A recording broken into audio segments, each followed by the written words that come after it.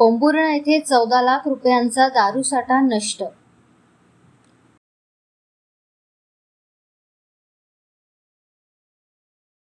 चंद्रपूर जिल्ह्यातील पोंभुर्णा पोलिसांनी राज्य उत्पादक शुल्क विभागाच्या अधिकाऱ्यांसह संयुक्तरित्या एक मोठी कारवाई करत मागील 6 वर्षात विविध गुन्ह्यांमध्ये जप्त केलेला तब्बल 14,58,510 रुपये किमतीचा अवैध दारूसाठा नष्ट केला आहे।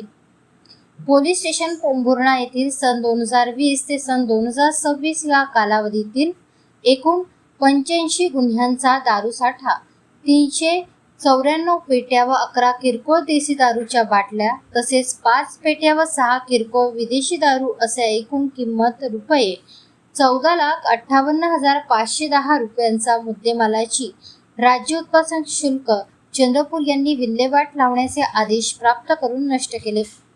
सदर कारवाई पोंभुर्णा पोलीस स्टेशनचे ठाणेदार सहाय्यक पोलीस निरीक्षक राहुल ठेंगणे, राज्य उत्पादक शुल्क राजुऱ्याचे दुय्यम निरीक्षक एस धिडसे व पोलीस स्टाफ आणि अधिकृत पंचाच्या उपस्थितीत ही कारवाई पार पडली।